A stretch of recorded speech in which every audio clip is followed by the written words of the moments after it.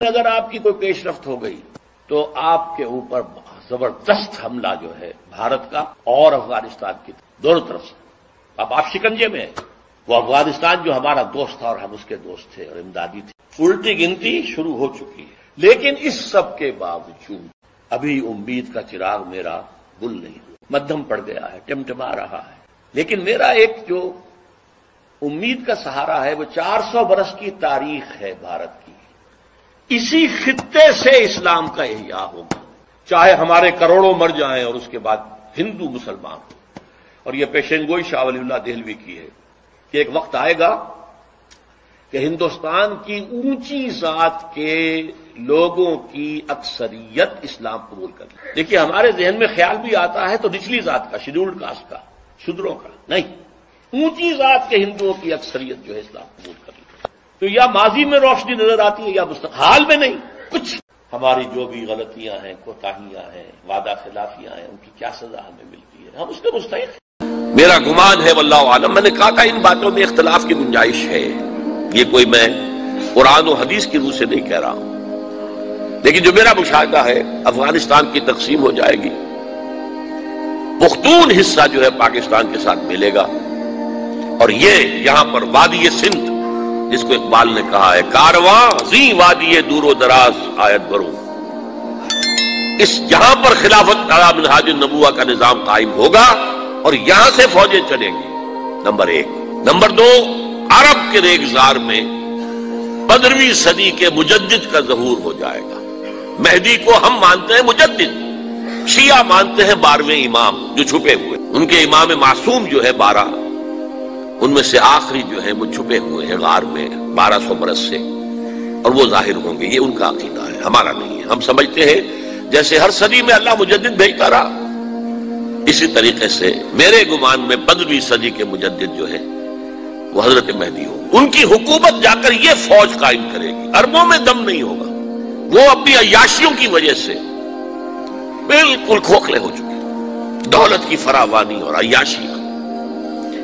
یہ بھی سننے میں آتا ہے دروغ برگردن راوی کہ اگر کوئی فوجی قافلہ ان کا چل رہا ہوتا ہے تو وہ بجائے ٹرکوں میں بیٹھنے کے وہ اپنی کاروں میں بیٹھ کے ساتھ ساتھ چلتے ہیں، وہ ٹرک خالی چل رہے ہوتے ہیں۔ ٹرک کی سختی جو ہے، سخت سیٹ جو ہے برداشت کرنا ان کے بس کا روگ نہیں ہے۔ یؤتون للمہدی، یعنی سلطان ہو، اس کی حکومت کو مستحکم کریں گے۔ پھر حضرت مہدی کی طرف سے شروع ہوگا معاملہ جہاد، اور یہ سارا جو ملک چھوٹ ہم مسلمانوں کے ہاتھ سے نکل گئے تھے یہ واپس لے گیا۔ اس میں ایک کوسچن ہے جو میرے ذہن میں بہت عرصے سے تھا، جس کا کہ جواب اب مجھے سوچا ہے، واللہ عالم، یہ ساری باتیں میں کہہ رہا ہوں میرے گمان ہے۔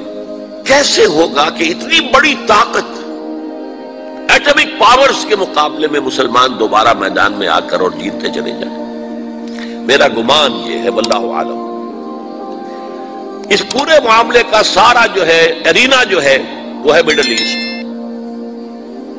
یورپ، جس میں حدیث میں آیا ہے کہ رومی عیسائی 80 جھنڈوں تلے تم پر حملہ کریں گے اور ہر جھنڈے کے نیچے 12,000 فوج ہوگی، 10 لاکھ۔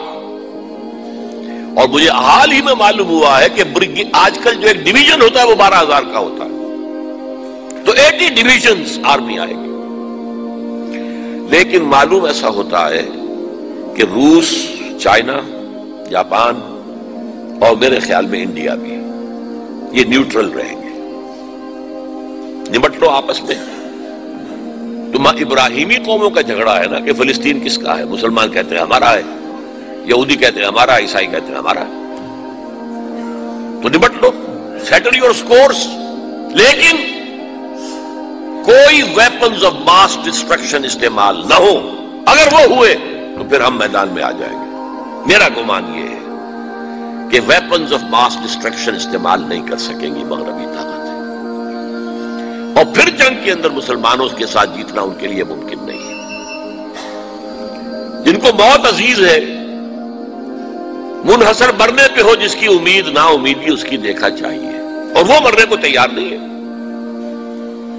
وہ تو 40,000 فٹ کی بلندی سے نیزی کٹر پھینک سکتے ہیں، نیچے نہیں آئیں گے۔ اور جب نیچے کچھ اتنے تھے تو جو حشر کیا تھا، تو جو بات کہی تھی رمزفیلڈ نے ویری ٹینیشیس فائٹرز. یہ افغان والے جو ہیں یہ تو چمٹ جانے والے ہیں، یہ ایسے جنگجو ہیں، ان سے جان چھڑانی مشکل ہے، جن کے لیے موت سب سے بڑی کامیابی ہے. شہادت مطلوب و مقصود مومن نہ مال غنیمت میں کشور کشائی، مسلمانوں کا مقابلہ کر سکیں. یہ ہے میرا گمان، واللہ اعلم. بہرحال پہلا مرحلہ کسی اجمی ملک میں جو میرے نزدیک پاکستان اور افغانستان پہ مشتمل ہوگا، خلافت کا نظام پہلے آئے گا، پھر یہاں سے فوجیں چلیں گی، حضرت مہدی کی حکومت قائم ہوگی، پھر وہ حضرت مہدی جو ہے وہ جہاد کریں گے، قتال کریں گے، اور اس قتال کے آخری مرحلے پر حضرت عیسیٰ علیہ السلام بھی نازل ہو جائیں گے، اور غالباً ان کے ذریعے سے پھر جتنا الیکٹرانک ان کا حساب کتاب ہے وہ ختم ہو جائے گا. حضور نے فرمایا ان کی آنکھوں میں ایسی تاثیر ہوگی جہاں تک نگاہ جائے گی یہودی پگھل جائیں گے. کوئی بہت بڑا لیزر ہوگا، اور ظاہر بات ہے کہ ان کے یہ ہتھیار جو ہے ان کا مقابلہ تو مسلمان نہیں کر سکتے، اور نہ ابھی آپ کو 100 برس بھی یہ سوچ سکتے ہیں کہ کوئی مسلمان ملک اتنی ترقی کر سکتا ہے کہ ان کے مقابلے میں پہنچ جائے ہتھیاروں کے معاملے میں. تو یہ اصل میں جو شخص سراپا معجزہ تھا، حضرت عیسیٰ جو ہے سراپا معجزہ، پیدائش معجزہ، آسمان پر اٹھایا جانا معجزہ، خلق حیات، بنایا مٹی کا پرندہ پھونک ماری اڑنے لگا، احیاء موتا، مردہ کو کہا اٹھو قم باذن اللہ، اٹھ گیا چلنے لگا. مادرزاد اندھے کے آنکھ پر ہاتھ پھیری اور اس کو آنکھیں اللہ نے دے دی، کوڑی کے جسم پر ہاتھ پھیرا اور کوڑ صاف. اس سے بڑے معجزے تو کسی کو دیے ہی نہیں گئے. سراپا معجزہ، وہی آ کر آخری جو بھی ہوگا معاملہ اس کے اندر حضرت عیسیٰ کی معجزاتی شخصیت جو ہے در حقیقت وہ فیصلہ کن ہوگی. میرے نزدیک یہ ہیں وہ چیزیں جس کی بنا پر میں سمجھتا ہوں کہ حالات جو ہیں جدھر جا رہے ہیں، حضرت عیسیٰ کے آنے کے بعد 2 نتیجے نکلیں گے. عیسائیوں کا مذہب ختم ہو جائے گا. حدیث میں آیا ہے کہ عیسیٰ آئیں گے، یکسر الصلیب ویقتل الخنزیر، صلیب کو توڑ دیں گے. کیا مطلب؟ کہاں تم صلیب اٹھائے پھر رہے ہو؟ میں صلیب دیا ہی نہیں گیا، یہ سب تمہارا ایک من گھڑت قصہ ہے، مجھے تو اللہ نے پہلے اٹھا لیا تھا. وما قتلوہ وما صلبوہ، صلیب ہی پر کھڑی ہوئی ہے عیسائیت ساری کی ساری. اور خنزیر کو قتل کر دی. خنزیر تم نے کیسے حلال کر دیا اپنے لیے؟ کبھی اسلامی شریعت کے اندر موسیٰ کی شریعت میں حرام تھا، وہی موسیٰ کی شریعت میں تمہیں دے کر گیا تھا. Don't think I have come to destroy law, یہ لا تم پر نافذ رہے گا. گویا کہ عیسائی مذہب ختم ہو کر اسلام میں منتخب ہو جائے گا. یہودی ایک ایک ختم کر دیا جائے گا. یہودی کیوں اس انجام کے مستحق ہیں؟ اللہ کا پرانا قاعدہ چلا آ رہا ہے، جس قوم کی طرف کسی رسول کو بھیجا، اگر قوم نے بحیثیت مجموعی رسول کا انکار کیا وہ ہلاک کر دی گئی. قوم نوح ہلاک ہوئی یا نہیں؟ قوم ہود، عاد ہلاک ہوئی یا نہیں؟ قوم سمود جن کی طرف حضرت صالح بھیجے گئے، قوم شعیب، عمورہ اور صدوم کی بستیاں، آل فرعون. یہودیوں کی طرف حضرت عیسیٰ کو رسول بنا کر بھیجا گیا تھا، انہوں نے رد کر دیا. محمد رسول اللہ کو رد کر دیا صلی اللہ علیہ وسلم. یہ اس سزا کے مستحق ہو چکے ہیں، لیکن وہ سزا ان کا رسول ہی ان کو آ کر دے گا، اسی لیے انہیں اٹھا لیا گیا. ایک پوز آ گیا ہے. مستحق تو ہو گئے تھے اسی وقت حضرت عیسیٰ کے زمانے میں کہ ہلاک کر دیے جائیں، لیکن حضرت عیسیٰ کے زمانے میں حضرت عیسیٰ کو اٹھا لیا اور ان کا معاملہ جو ہے وہ ملتوی کر دیا. جیسے کسی کو پھانسی کی سزا تو ہو جائے لیکن ابھی ایگزیکیوشن نہیں ہوئی ہے، ایگزیکیوشن جو ہے وہ ڈیفر ہو گئی. یہودی ختم، عیسائیت ختم، اور عیسائی سب مسلمانوں کے ساتھ شامل ہو کر ایک ملت واحدہ بن جائیں گے. آج سے کوئی 40 سال قبل میں بڑے بھائی کے ساتھ مشرقی پاکستان تھا اس وقت، 67-68 کی بات کر رہا ہوں، سیر کے لیے گئے تھے. میرے ایک ہمنان اسرار الحق صاحب وہاں پہ چیف انجینئر تھے پاک پی ڈبلیو ڈی کے، انہوں نے دعوت دی تھی، آؤ میں یہاں ہوں، سیر کرا دوں۔ ڈھاکہ اور مختلف جگہیں، چٹاگانگ، چوٹوگرام جسے کہتے ہیں، وہاں ایک ملاقات میں اسرار الحق صاحب نے، وہ اب امریکہ جا چکے، وہیں کیا بات ہو گئے، پہنچی وہیں ایک خاک جہاں کا خبیر تھا، انہوں نے ایک جملہ کہا جس پر مجھے بہت پیش آیا تھا۔ جملہ سنیے، India is a very great country and Pakistan is only a nuisance to it. انگریزی دان لوگوں نے تو سمجھ لیا ہوگا، بھارت ایک بہت بڑا ملک ہے اور پاکستان اس کے لیے تھوڑی سی سرگرانی کا باعث ہے، بس ختم۔ آج یہ جملہ 100% آپ کے نگاہوں کے ساتھ، اگر آنکھیں بند کیے رکھیں تو اور بات ہے،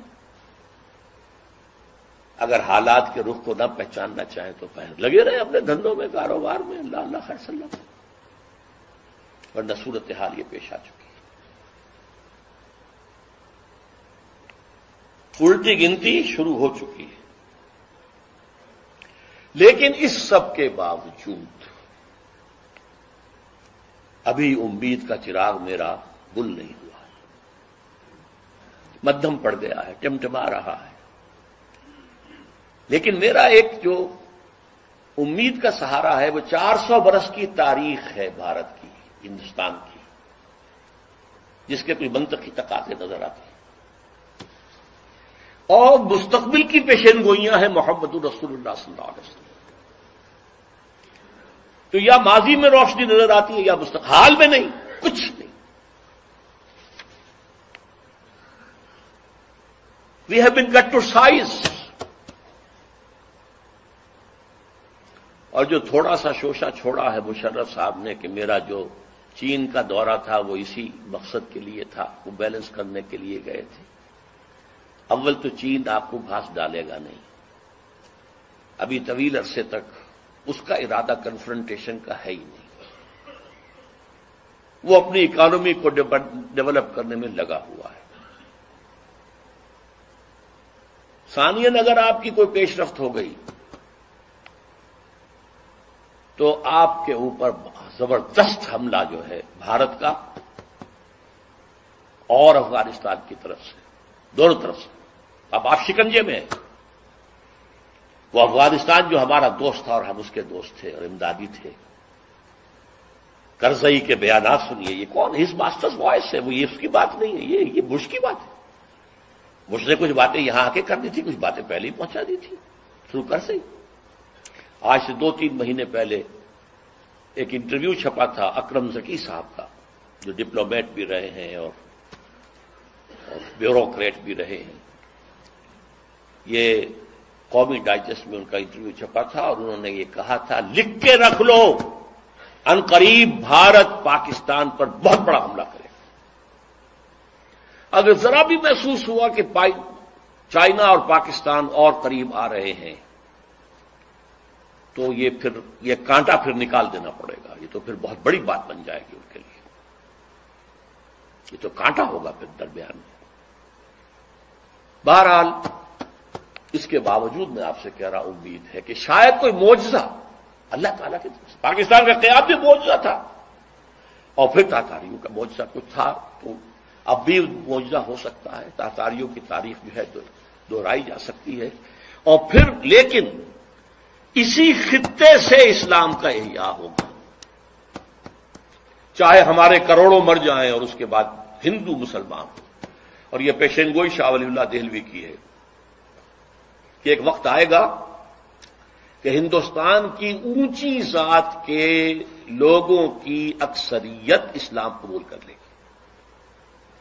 دیکھیے ہمارے ذہن میں خیال بھی آتا ہے تو نچلی ذات کا، شیڈولڈ کاسٹ کا، شودروں کا نہیں، اونچی ذات کے ہندوؤں کی اکثریت جو ہے اسلام قبول کر لے گی۔ اب آئیے آخری کلائمیکس، یہ تو حالات ہیں، تاریخ کا رخ ہے، جا رہا ہے، پاکستان کدھر جا رہا ہے میں روک نہیں سکتا، آپ روک نہیں سکتے۔